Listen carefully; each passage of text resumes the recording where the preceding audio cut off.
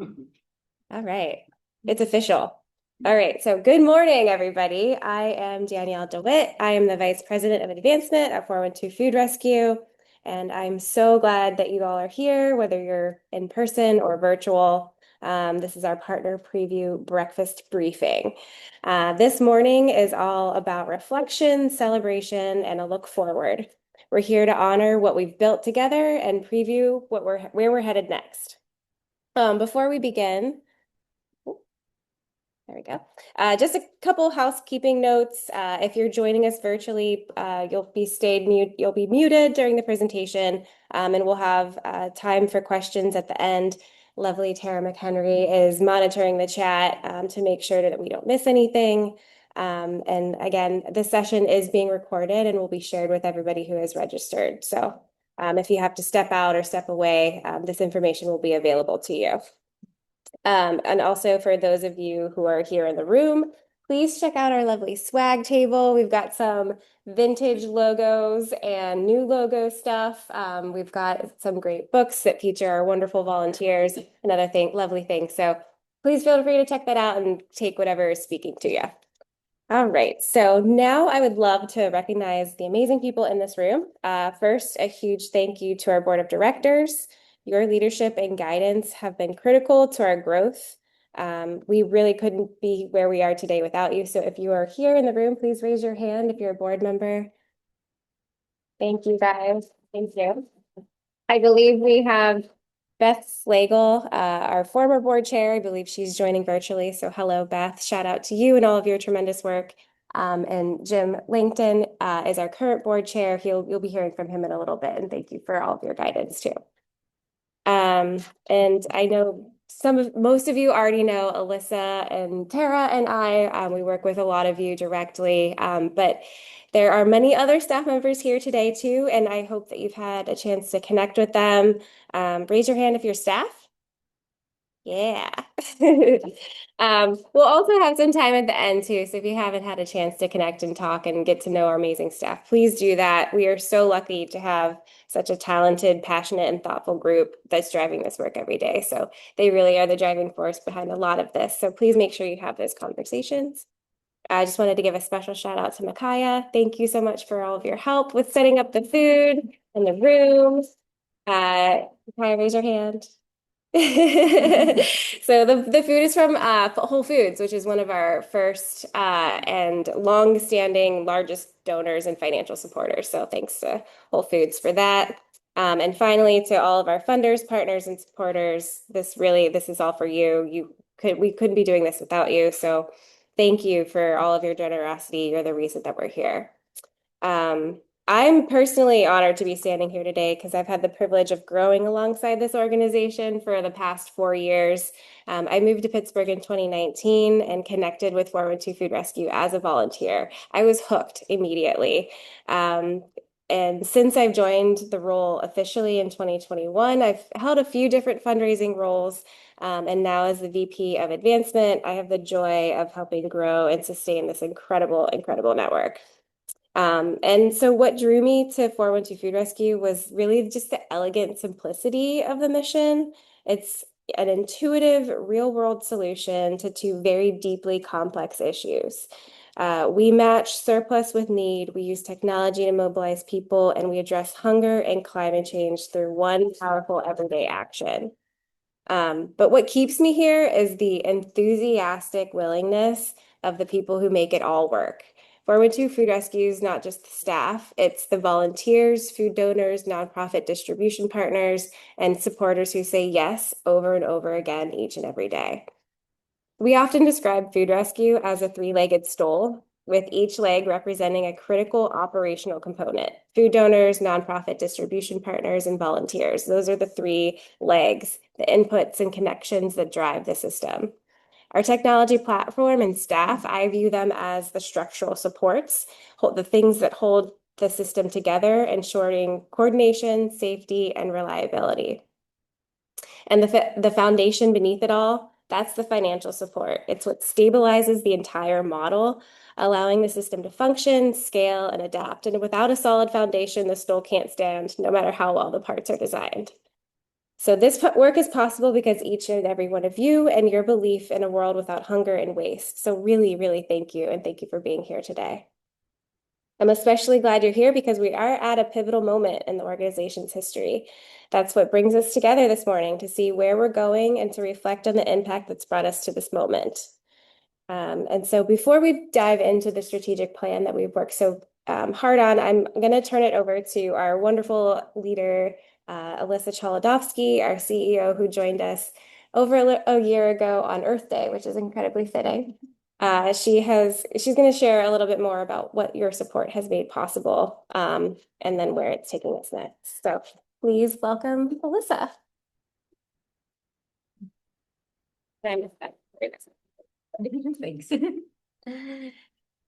Thank you so much, Danielle, and thank you for all of your hard work in bringing this event to fruition and all these wonderful people together to celebrate this organization. As 412 Food Rescue celebrates 10 years anniversary, it's a really good reason to look back over the past 10 years from when we began in 2015, which I know seems very much like a lifetime ago for many of us, but it's really a very short period of time, especially in the life of a nonprofit. So we thank the community that has grown around us, the community that we have built, and the community that we're a part of. And we also want to look at our future. Where are we going? How to make a plan to use our unique powers to bring people together and to really make a difference in this world. So for that, I'd like to start with one of our volunteer stories that I think really brings things home.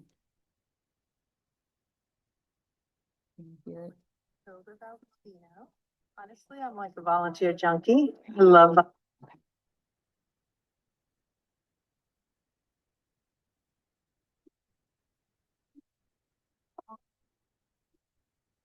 My name is Hilda Valdespino. Honestly, I'm like a volunteer junkie. I love volunteering. We have a really big donation today. So I met Hilda, and she just looks so happy and pleasant. Stayed for about an hour talking to her and just really kind of starting a friendship with her. It seemed as if we did hit it off. We talked. Even that day, we sat and talked. And I just love being a part of something as unique as this. I've worked in food banks before and food distribution centers, but this is really at the heart and soul of it. It's going from one place directly to people who are using it immediately. It's kind of neat. I would strongly suggest that people look into this and do this because it's a great opportunity to give back.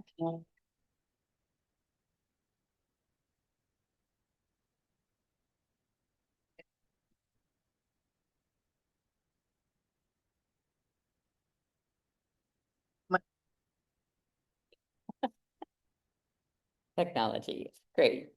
So just, I think, a really nice snapshot about a relationship that was built because of the work of this organization and really on the power of people who care about one another, about our neighbors, and want to make sure that everyone has resources they need for a healthy and secure life. We all know that food is a basic need, and having enough food on the table for individuals, for families, for older adults is what lessens people's stress, gives people a healthy existence, able to go to work, to school, to have a community. It's really the core of our work and why we do what we do. In addition to providing healthy food to people, our work also helps prevent good food from going into the waste stream, where it would end up in a landfill and give off methane gas as it degrades and affect climate change. So really thinking and working on several different issues around our community. And so what have we done in 10 years? An awful lot. And each year it has gone more and more and more. Thanks a lot to, as Danielle said, the incredible staff team, the board that has come alongside us, our many, many volunteers who have really dug into this mission and have made it possible. So over the past 10 years, we have rescued 35 million pounds of food, which is the equivalent of 29 million meals going out to people. 71 million pounds of carbon dioxide was mitigated. So this is an incredible impact in 10 years when you think about this was an idea that two people had in 2015 to how to scale food rescue using technology, using the power of people, and this is the result of it. We have also been voted the best nonprofit, best food relief effort. How do we do all this? We have the amazing volunteers. 24,000 people have come alongside us to volunteer, to have download our Food Rescue Hero software app. They have completed 223,000 rescues, and 60% of all of these rescues have gone out into the community. We also have a great fleet of 2 vehicles, 2 vans, and 6 staff who are so dedicated to getting out into the community to rescue those larger loads that would be too much for a volunteer to do. On the road 5 days a week, getting bulk donations, getting single donations. If you've been out to do a rescue, you know how important it is and how it really connects people to people. Bringing food from a food donor, a grocery store, a convenience store, a food distributor, a restaurant, to a nonprofit partner in a community, and that food is going out to people that very day, because what we're rescuing is fresh food. So we know it has to get from point A to point B quickly. We have also several initiatives. These operate out of our other location, which is in Millvale. We have a home delivery, which is getting food directly to people who may not have the type of access to get out on their own. We have the Good Food Project, a grocery bagging project, and Farm Share. This all happens in a very small space in Millvale. We have an incredible team that works out of that. Zero Waste Kitchen, really digging into our important work, and that we want to make sure we are not also creating any food waste. So how do we use everything possible that comes into our doors to make food and meals for people? We make 1,300 healthy heat and eat meals a month that are distributed to our nonprofit partners throughout the city and the county of Allegheny. We also have a Good Food Project, so we have a bagging program. We work very closely with the Housing Authority of the City of Pittsburgh, which is one of our longstanding and I think very important partnerships. These bags of food are going to individuals in city housing locations that may not have enough resources for their own food, and so this supplements what they can have to feed themselves and their families. And it's also fresh. It's often the food that people can't afford to buy on their own, so it really gives a nice meal to people. And one of the great stats that has come out of this is, ever since we started this program, the City Housing Authority has not had to supplement any emergency food needs for the residents that are living in the homes there. So it's really a great testament to what our work has done and the difference it's made in people's lives.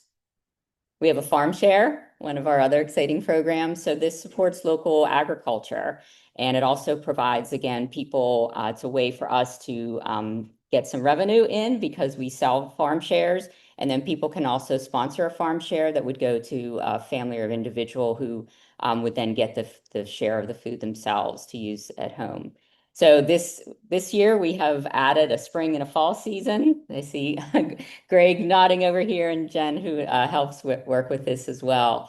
And this is a really awesome activity for volunteers as well, because again, this food comes into our Millvale location. It gets distributed in bins out to the community. So it's a great way for people also to help volunteer at that work. One of our other exciting initiatives that really takes us in a bigger way is our Food Rescue Hero software platform. This is a homegrown Pittsburgh-based technology that we're super proud of. So this is how we've scaled the efforts of our work. We know what the issues that we're tackling here in Pittsburgh and Allegheny and surrounding counties are not just issues of Western Pennsylvania. These are national issues where people are facing food insecurity. There's a large number of food that is out there that can be rescued, that's healthy and can get to people. So we've developed this technology. We continue to develop it as we're going. And it's really what makes us unique. We're not just a local Pittsburgh organization. We're a national and global organization as we grow. This is an award-winning technology platform. We've got an incredible team that works, software developers, business people, et cetera, to really make this happen. So we're really proud of this national initiative that is part of our work. And you can see over time, we have grown to be supporting this in other cities and other states. And these are similar organizations to 412 Food Rescue. They're doing food rescue within their own communities, and they're using our software platform to do that work. So it's enabled them also to scale up and to learn from our expertise, and also for us to learn from their expertise as well. So it's a really great way that we have worked. And this is one of the things that makes us unique again. And we also see this as a revenue generator for our work. The total impact of this is even more incredible. 190 million pounds have been rescued from our partners. We're up to 23 partners right now, and we have aspirations to grow over 100 partners as we go into the next 10 years. We're also providing a lot of thought leadership. We want to be the place that people go to when they think about food waste, how to recover it, how to feed people, how to learn from our work. And we do monthly webinars. We have a conference every year that's very well attended. It's going to be virtual this year, which is exciting. We've had some speaking engagements to talk about our work in a broader way. And we're really, in the past year, been digging into our advocacy work, knowing that we're all about systems change. We can work on this problem and this issue right now, but unless the system changes over time, we're going to continue to do this work the way we're doing it. But if we can get some help with legislation, with advocacy, it's really going to broaden our impact and make our work even bigger. So as Danielle said, and as I want to reiterate, this is all the work of an amazing staff team and a smart and passionate group who are communicating every day, which I always find incredible. You know, this is work that has to happen very quickly. We're talking about fresh food.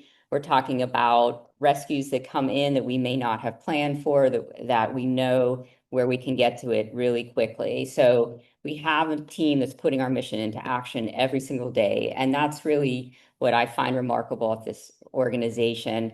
We have an amazingly dedicated board of directors who's helped guide us over the past 10 years, cheering on our successes and really encouraging us to think bigger, think what we can do and what we can be. Really pleased to have our board chair, Jim Langton, here to talk about how we have dug into the strategic plan and why the board thought it was important, the effort that we have made to move it forward. Beth Slagle was an amazing resource as Jim and I worked together with our consulting team to form a tough and good group of people to think through this. So I wanted to turn it over to Jim for some of his thoughts on our work.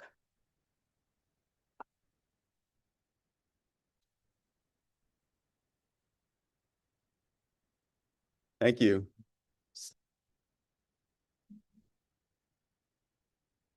Thanks. Can everyone hear me?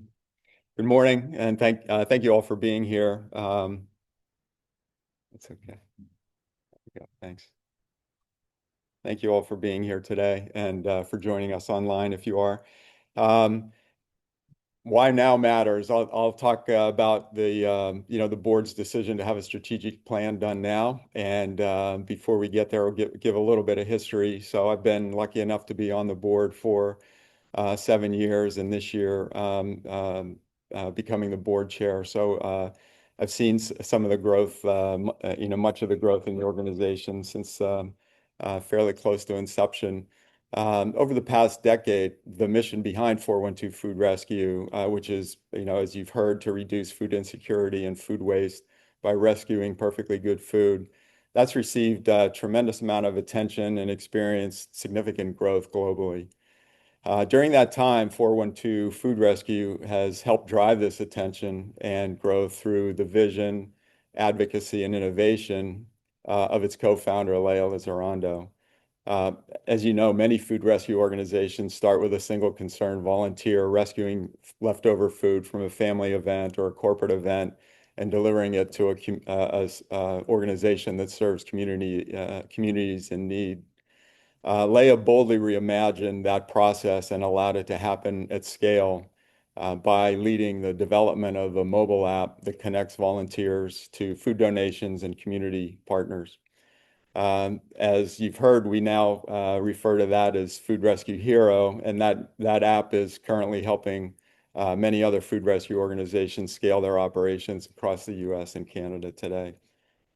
In addition to experiencing that tremendous growth, not only in scale but in complexity, 412 Food Rescue has transitioned from a founder-led organization to one led by CEO Alyssa Cholodowski, who you met, who recently marked her first year anniversary in that role.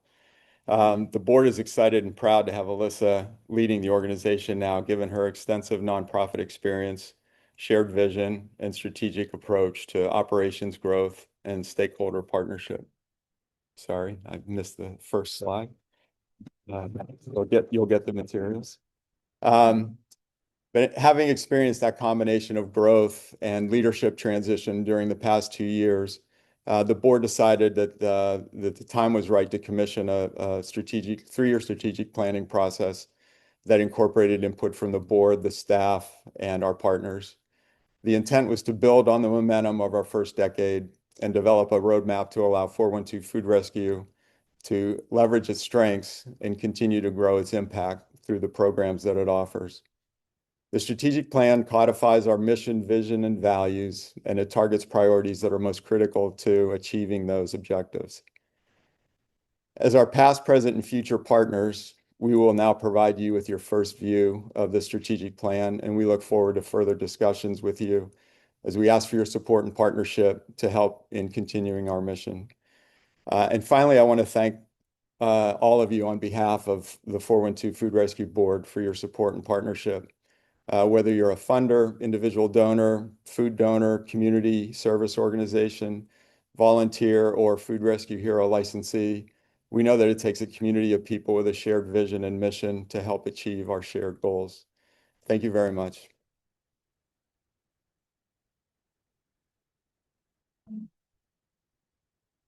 Thank you so much, Jim. It's really been wonderful working with you and the full board, and I appreciate your thoughtful leadership of the strategic planning process. This process began last summer with a request for proposals for consultants to support our work. We did a thorough evaluation using both staff and board input, and we made the very wise decision to engage Fourth Economy, a local Pittsburgh-based consulting firm that has worked with a number of organizations on their strategic planning and has both a local viewpoint as well as a national perspective, which is what was really important for us as we knew where we wanted to grow our work. We had a great team with Fourth Economy that we worked with.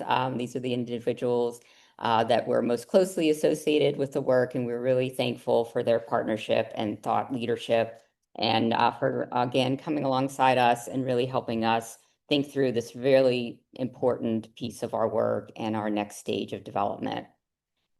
We had some guiding principles that we wanted to start out with, making sure that this was really a mission-driven activity, that we didn't want to stray from our mission. We really wanted to dig into the work that we were doing, what has been important to us, what has helped us be successful and set us apart from other organizations. We know that in order to be scalable and sustainable, we have to have the funding to make that happen, to make sure that we have this financial stability, the support, the ways that we can generate revenue not dependent upon one single source of support. We also know that this organization has been flexible, has been innovative and entrepreneurial in its growth, and we didn't want to lose that. Wanted to be able to continue to experiment, to take risks, and to learn from those. We know that we're part of a broader work. There's a lot of great organizations working on the same issues, on food insecurity. There's so much food out there to be rescued, to get to people. And there's also, unfortunately, many people in need of that food. So how do we come alongside organizations like the Greater Pittsburgh Community Food Bank, the Westmoreland Food Bank, Food Helpers in Washington County, and many other organizations working on food waste and food insecurity, helping people? There's plenty to do, and as long as we can collaborate and cooperate, we're really going to be able to address this issue in a big way. So want to also say thanks again. Staff has been incredible. This work doesn't happen without them, but with also many, many volunteers. There's lots of opportunities and ways to get involved in our work, and we want to make that a really important part of our planning. We had some big decisions to make, which is not unusual. If you're going into a strategic plan, you want to really lift up the hood, take a look underneath, see what's working, what's not, what we can dig into, what we may be doing that we don't need to do any longer, and where we can put more energy into our work. One of the things that has happened with this organization, as we've discussed, is we have both a local presence deep into Pittsburgh, Allegheny County, and surrounding areas, but we also have this incredible national perspective. And so is this organization one organization, or are we two organizations? And we spent a lot of time on this question. And we came to the decision that we are one organization. That 412 Food Rescue is the organization under which our Food Rescue Hero program operates, as well as all of our other programs, the bagging program, the farm share, the other programs that we have. So we know that these cooperate. We are not doing the work of our infrastructure without our Food Rescue Hero software, and our Food Rescue Hero software is not able to operate without knowing how we work on the ground here in Pittsburgh. So let's dig into that. It's what makes us unique, it's what makes us important, and it's what has made us successful.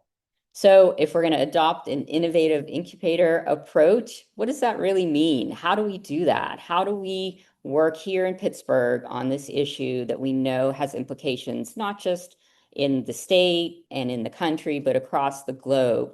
So how can we figure out what works in Pittsburgh, knowing that not all organizations in other places have the same resources, have the same demographics they're serving? How do we make sure that what we're working on here can translate to other places? At the same time, as we engage more partners across the country, we can learn from them too. We have some incredible other food rescue organizations in Cincinnati and in New Jersey, a new one starting in Florida. How do we learn from them, and how do they provide ideas to us that we can try here and see if they work? So how do we make that a deep part of our organizational culture?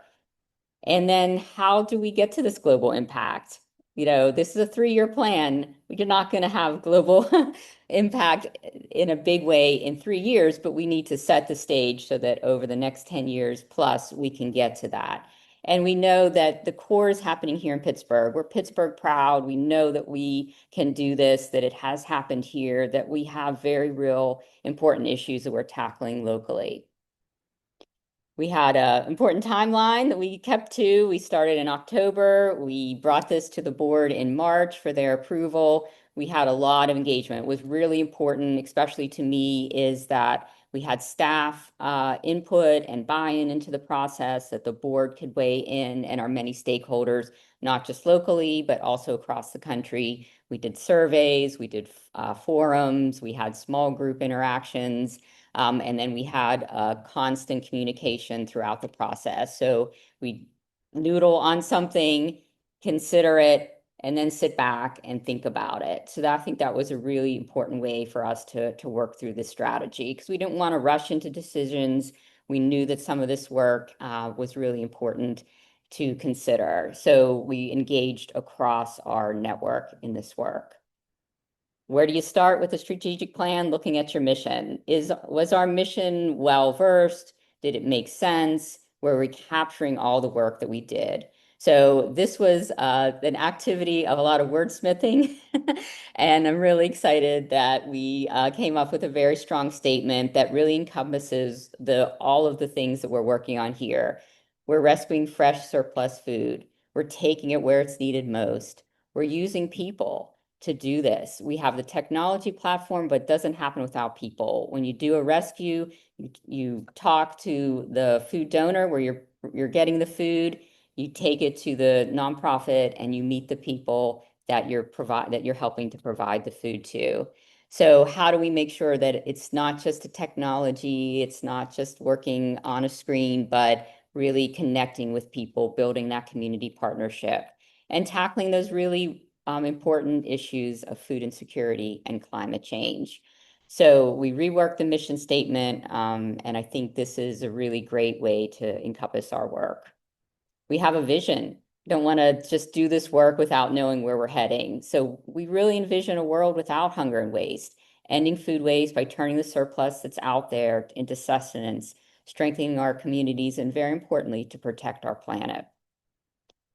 We had some values already in our on our website and in our work, but we really look deep at these. We don't want to just have these values out there that people don't understand, that people don't adopt, and that don't provide the foundation of our work. So we went back and forth with a lot of staff input, especially on this. Are we working on these? Are these still the right values? Are there different ones? And then what does it mean to operate with these values? We spent a lot of time in particular around radical gratitude.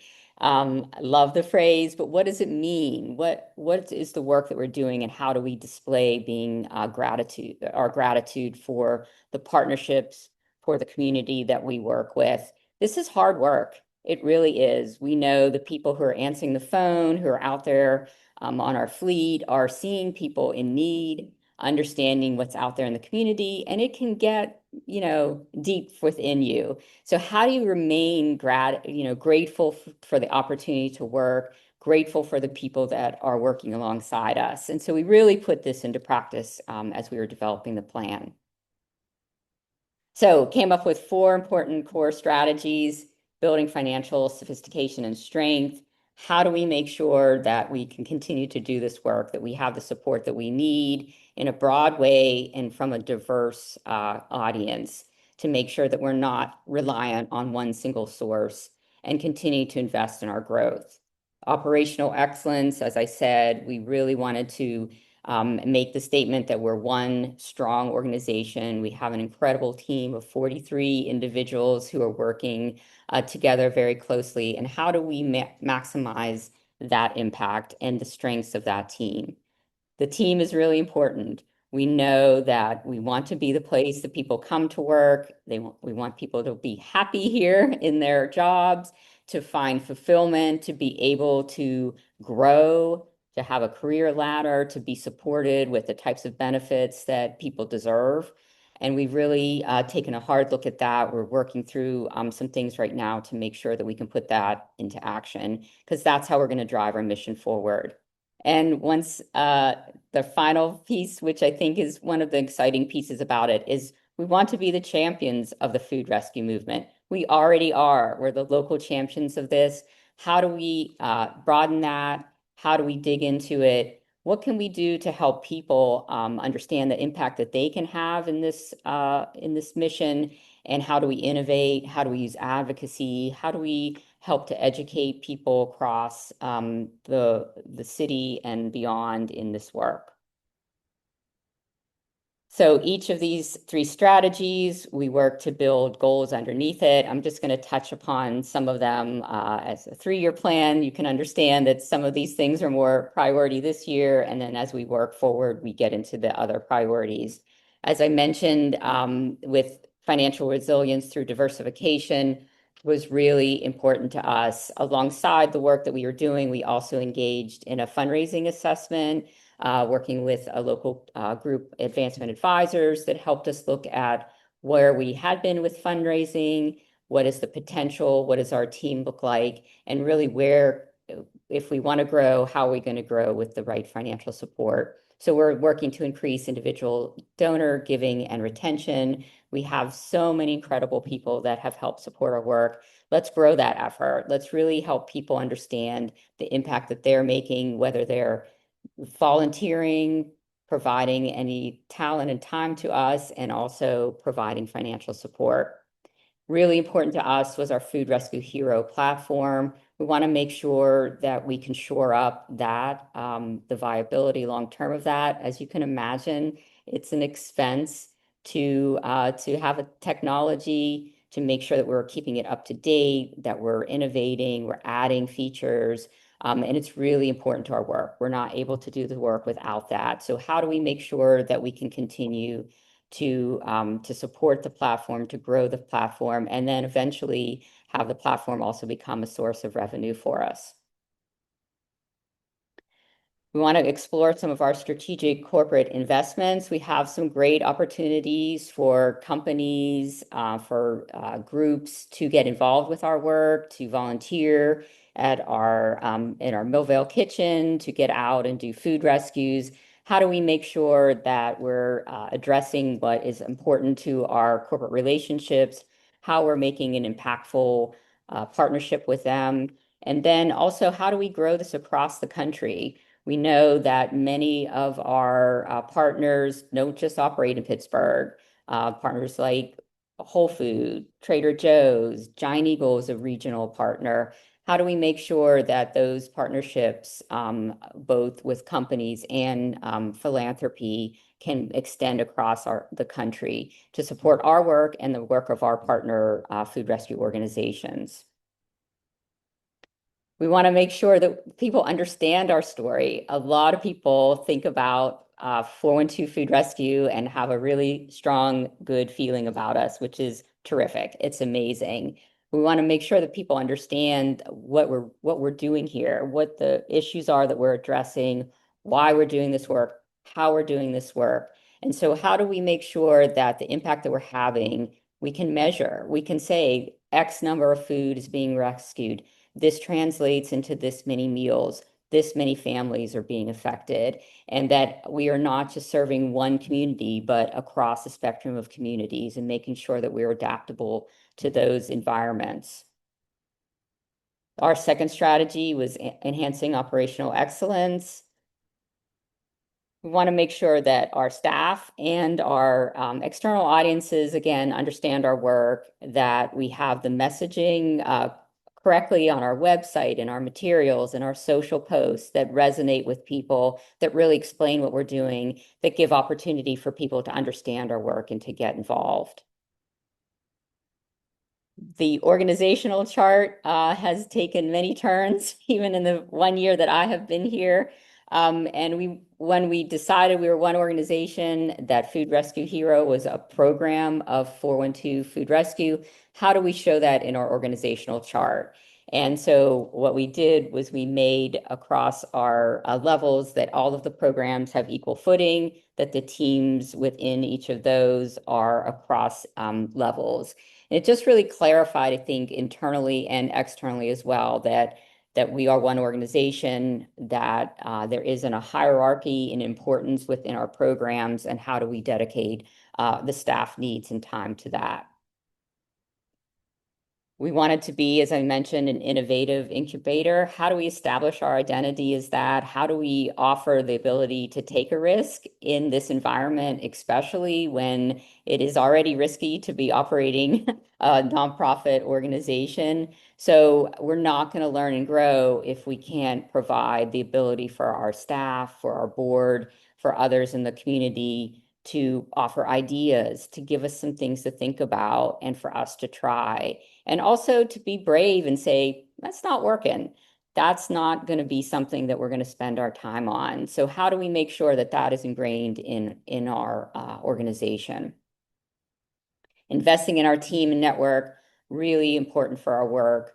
We wanted to create career pathways, offer professional development opportunities for individuals, for our teams. One of the things that we've been doing over the past year or so is offering cross-training across the team. So somebody who is a fleet operator may want to learn more about data, and vice versa. We want to make sure that people have the opportunity to grow in their career, to learn about the way that we work. We're with 40 people, it sounds like a lot of people, but it's not when you're one person devoted to each of the tasks. So if we can back up the bench, so to speak, and have more people able to get into the work, to support others, it's really important. And it's a great way for people to grow in their own career and to learn.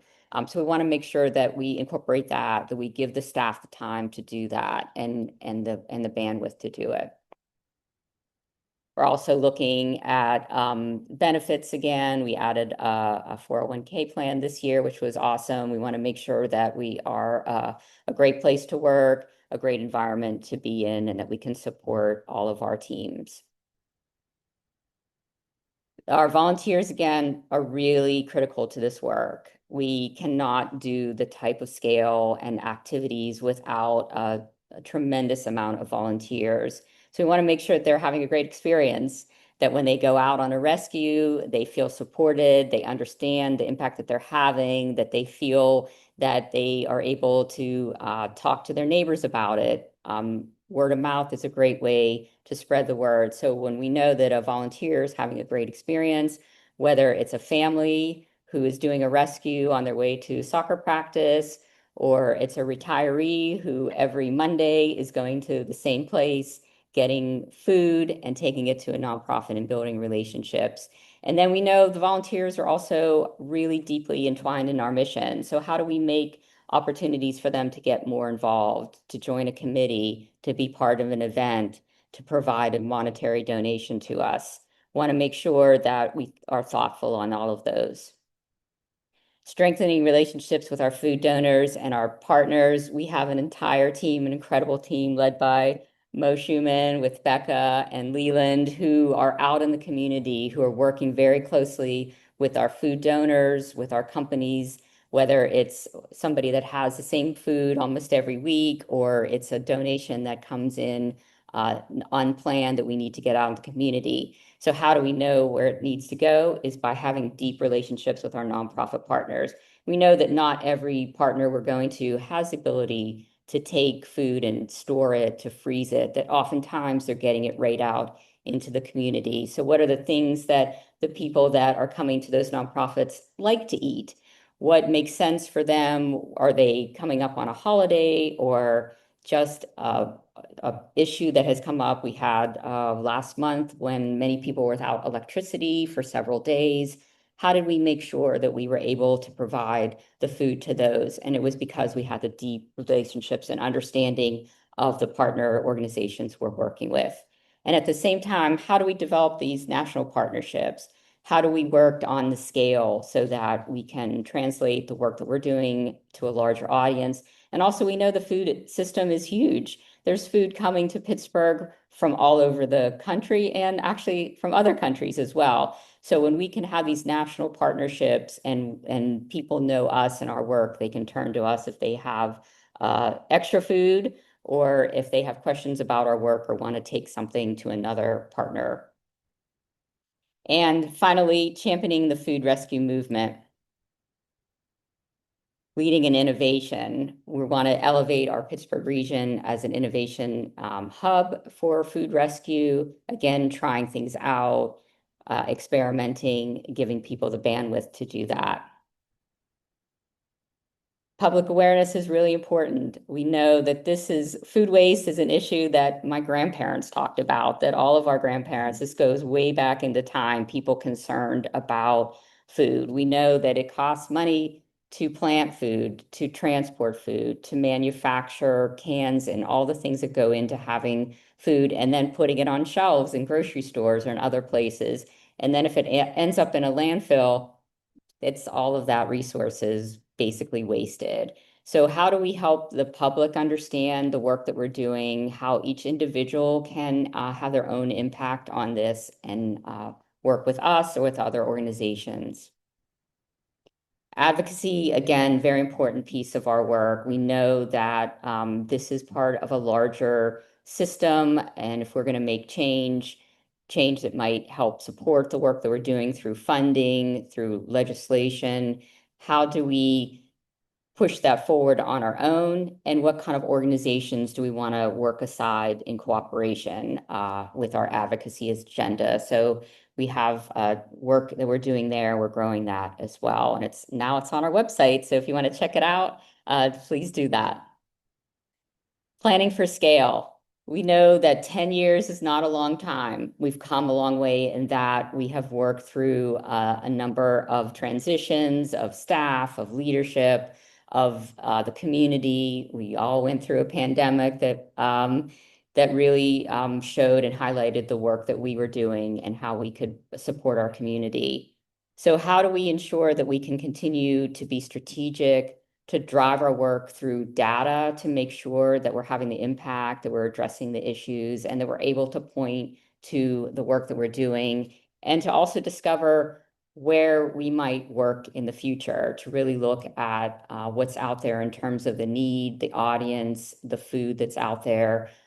We have an incredible data, Sean Hudson here as our data director, who is extraordinary in being able to look at what our systems are, to discover what we need to focus on, and to support our Food Rescue Hero software platform in that kind of data, which is important to our partners as well.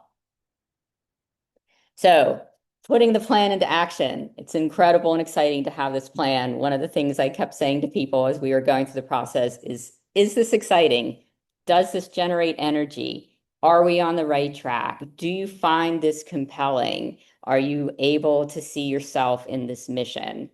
And so now we got to put it into action, which is the next step. So again, this started last year, about a 6-month process, took it to the board for their review and approval in March. We brought our staff team together in late March to take a deep dive, in particularly around the 4th strategy to champion the food rescue movement. And we had a full discussion of the plan. Really important that our staff has buy-in, has knowledge, and has the ability to translate this out into the community as they're all talking to people. We had started the year with key performance indicators just to start guiding our plans. We wanted to make sure that those lined up with the goals in our strategic plan. And then we planned for this official kickoff. So this audience, both here in the room and online, and those who may watch this afterwards, will have kind of that first glimpse at where 412 Food Rescue sees ourselves in the future. What are the opportunities for you to help support our work, and why we're doing this really incredible work. So now I'm going to turn it back to Danielle to bring us home with more details and how you may support it. But again, just feeling so grateful to lead this really incredible and special organization, to work alongside an incredible team of individuals, and be a really important part of our community. So I want to say thank you for that opportunity. Danielle.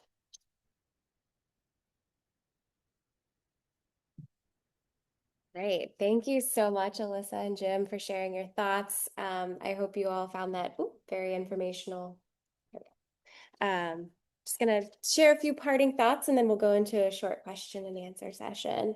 But now that you've heard the plan, you saw what brought us to this point, you're thinking about what may be in the future. I just wanted to bring it back to you. So the strategic roadmap doesn't just reflect where we're going as an organization, it reflects what's possible when we move forward together. As I mentioned at the start, 412 Food Rescue was built on partnership. From our earliest days, we relied on food donors, nonprofit partners, volunteers, funders, all working together on a shared vision. And this hasn't changed. But what this plan gives us is a clear path forward with aligned priorities and the infrastructure to match our ambition.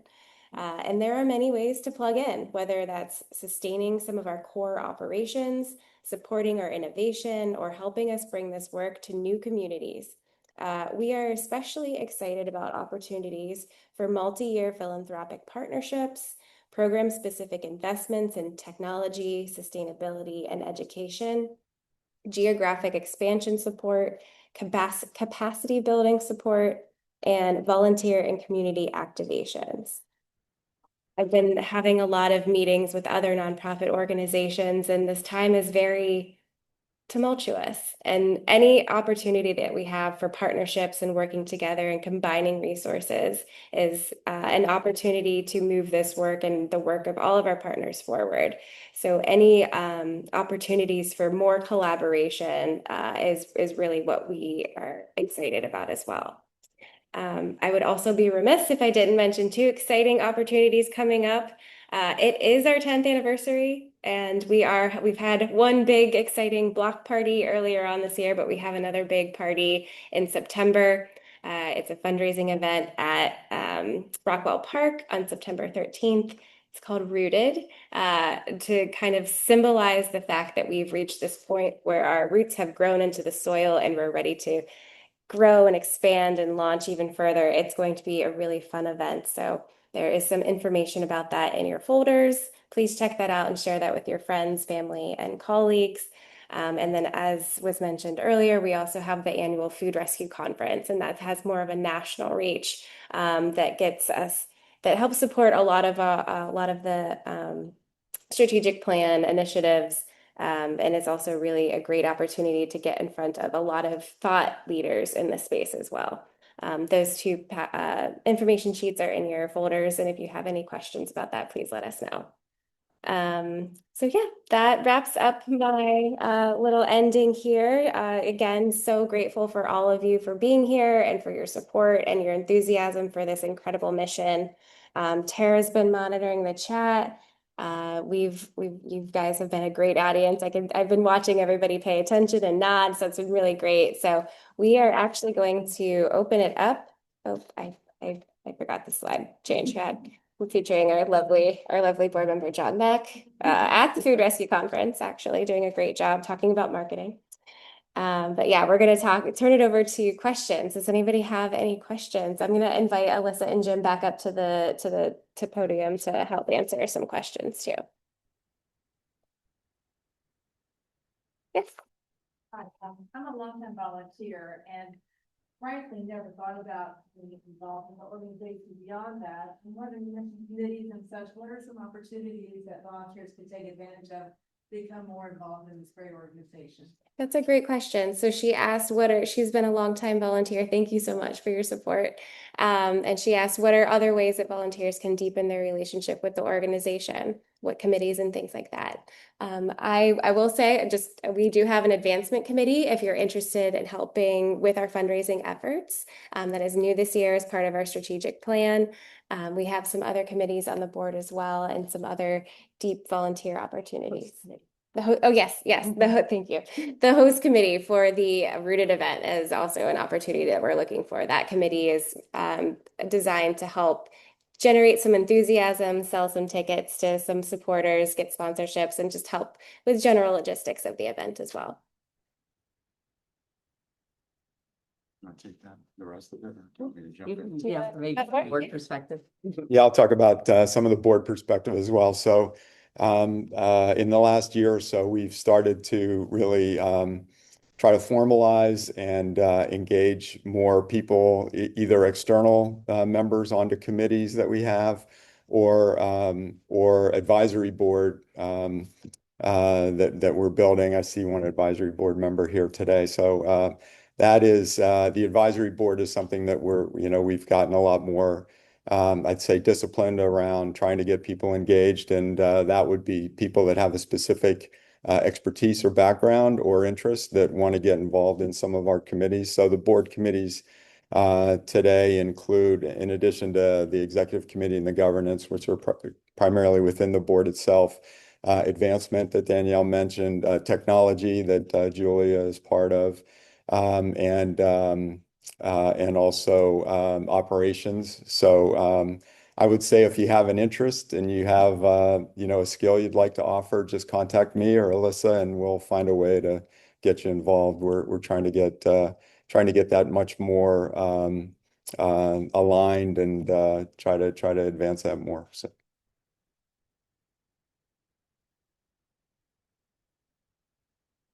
Other questions? Sure. Oh, In Julia. the back. Soft voice, so I'll try to project. Okay. First of all, great presentation. The strategic plan is really, it does resonate. I think it's so smart that you're keeping it one organization. I love the innovative incubator idea. That's fantastic. Two questions, I guess, in terms of collaboration. A big sort of area that gets good funding is workforce development. When I look at the Millville kitchen and maybe some of the other things around logistics and operations, have you explored opportunities to collaborate with other organizations and build on that? That's one question. And then the second one is, do you have a grant writer position in your organization?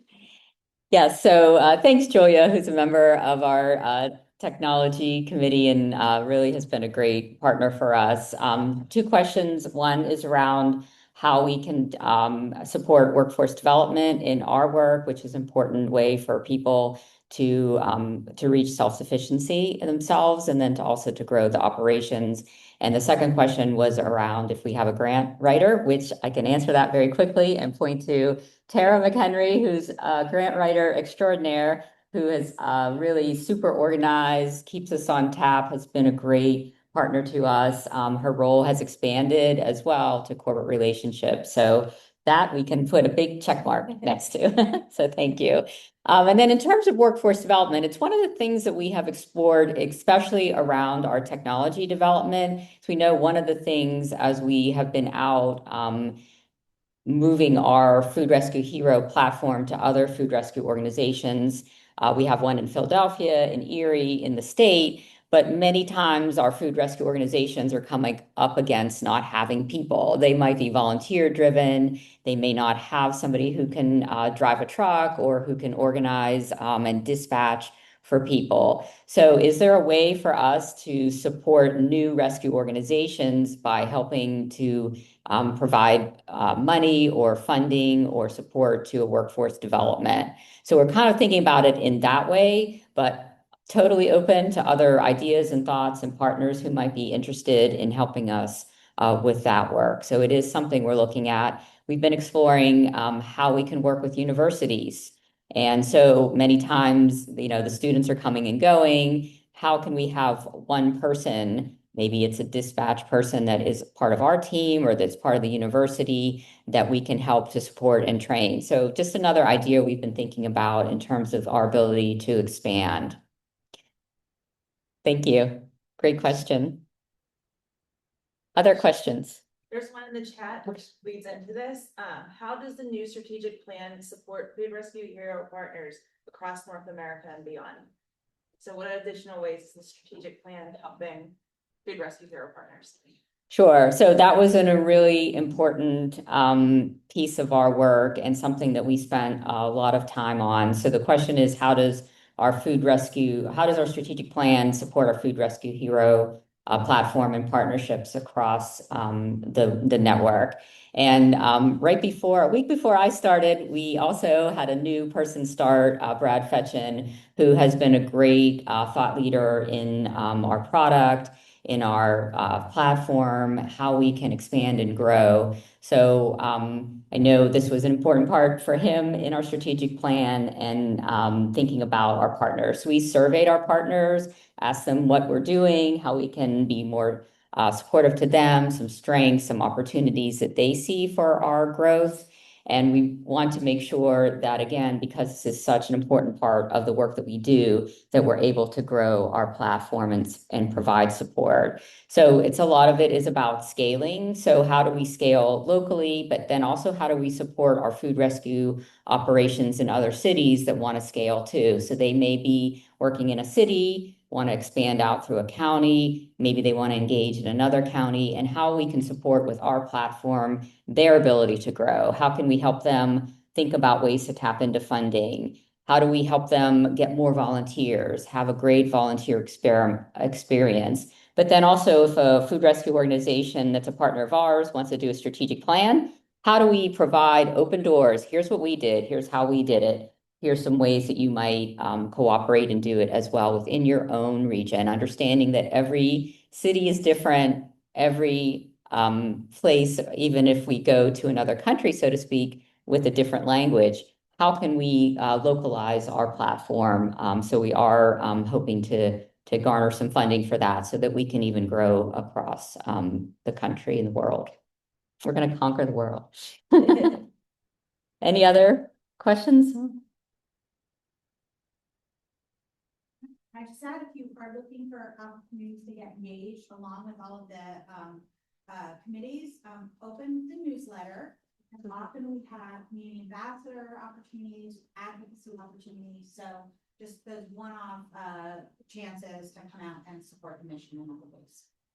Great, yes. So Jen England, who has been with the organization almost since the day one, has been working on ways that we can grow our ambassador program, how we can offer opportunities for people to maybe come to an event and sit at our table and talk to others about our work, or how we can get teams and staff involved in different ways. So thanks, Jen. In addition to that, what types of partnerships are most needed right now? Do you want to answer that?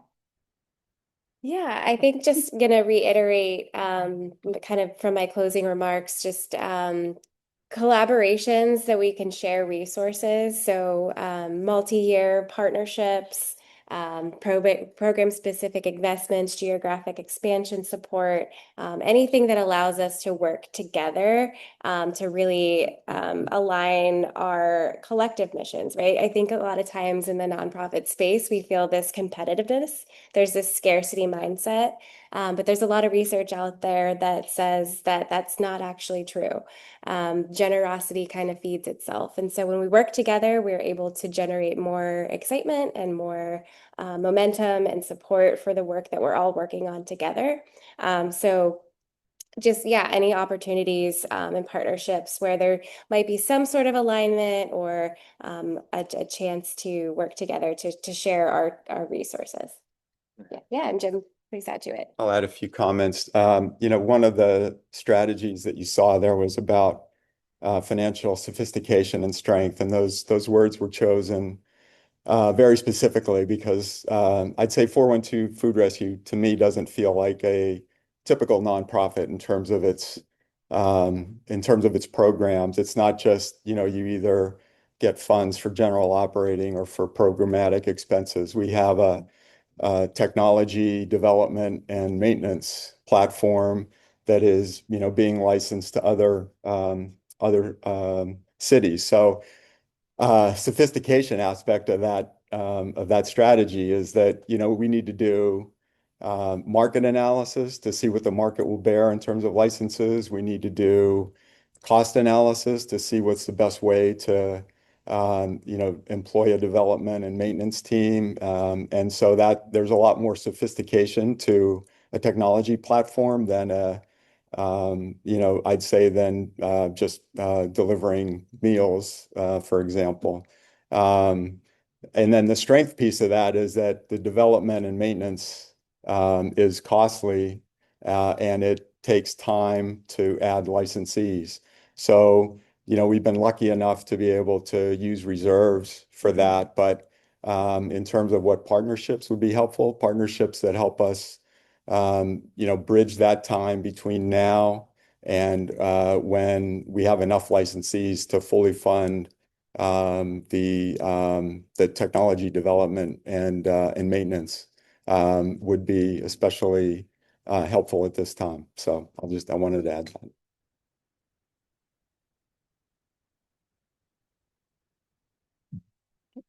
One of our viewers found particular interest in the staff cross-training that we had talked about. Can you reiterate a little bit about how staff cross-training supports the strengthening of the teams in the organization? Yes, great question. So around staff cross-training, this is happening right now in our operations team, led by Josh Weiland, who's a great partner in this, and his team is incredible. We have promoted Christy to a role of strategy and thinking, and she has really taken this on in terms of how do we connect our people that are working here who might want to learn about some of the other jobs in this organization. We have everything from accounting, fundraising, data, dispatch, being on the fleet. How do we make sure that people have the opportunity, not just to understand where their skills are, but then what are their colleagues doing on a day-to-day basis, and how we can make sure that people understand that the role that they're playing is collaborative across the organization, that everyone has a piece of working on this mission. And if somebody wants to learn how we're finding the data, they can spend time with Sean. If they want to get out on the truck and see how that works, and I've done it, I haven't driven the truck, but I've been on the truck. And that's really great because you really see how this work is happening and the kind of thought that goes into that all day long. Do we have an organization that wants carrots, or somebody that super popular is French fries. I learned that on the truck and I love French fries. We're like, okay.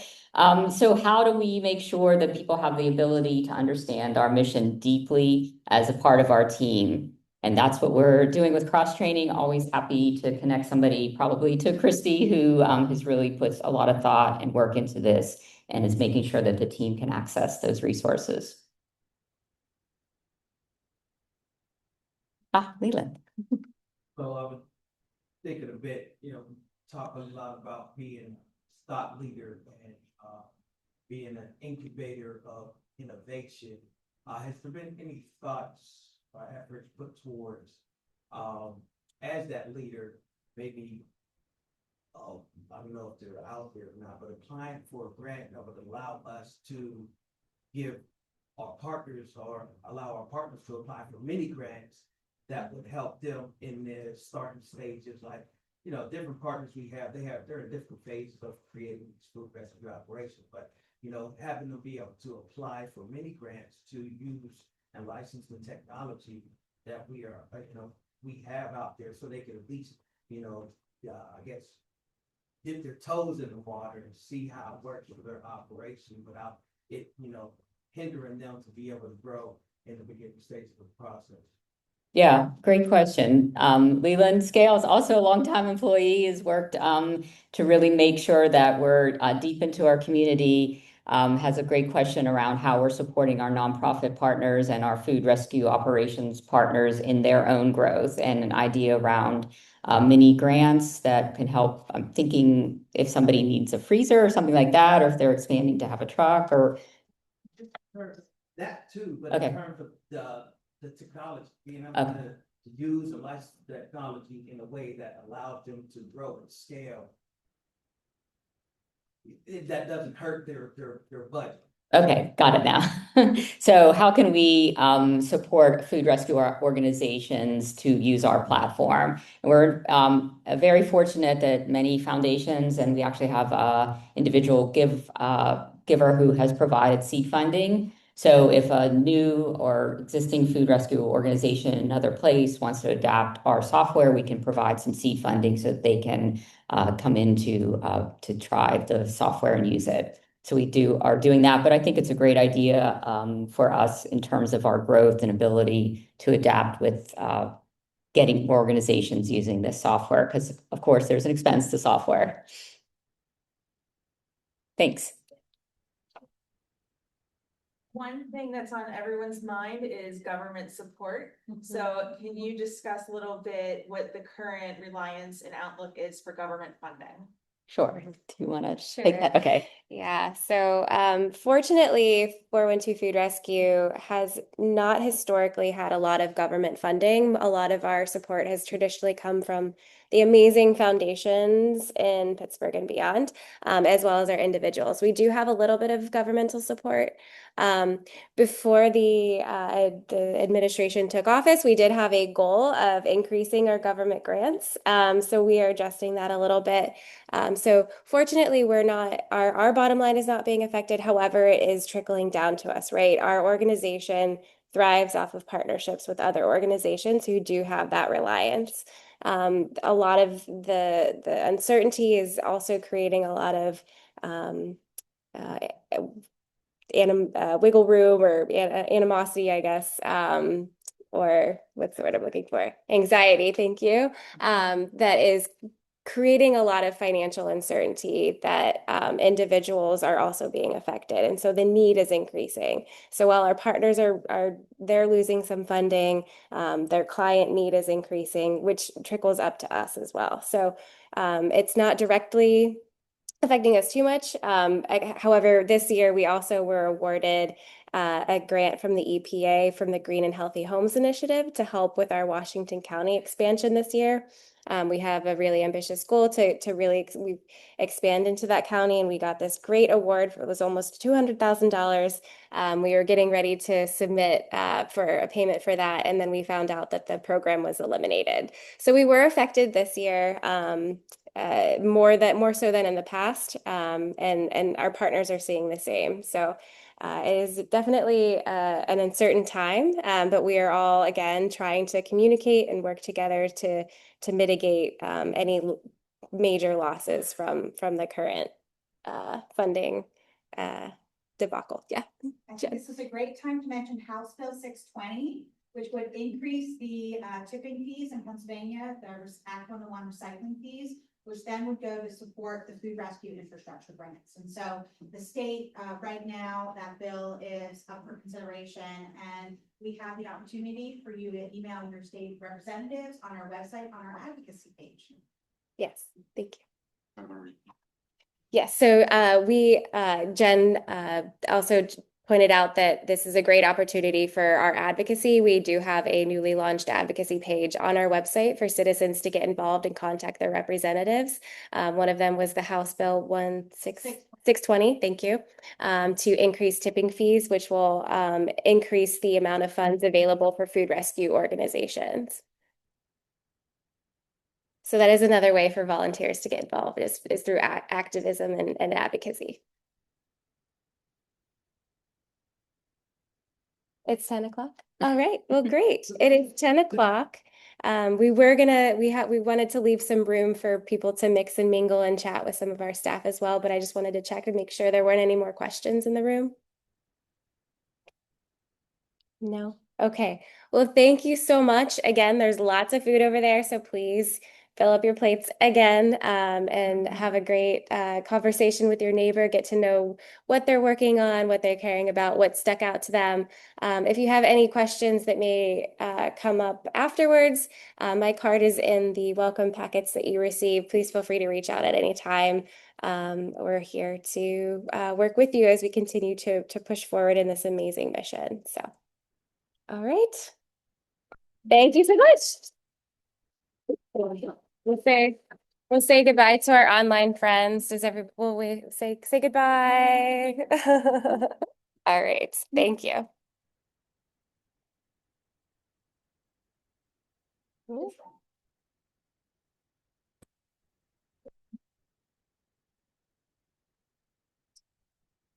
He's all right.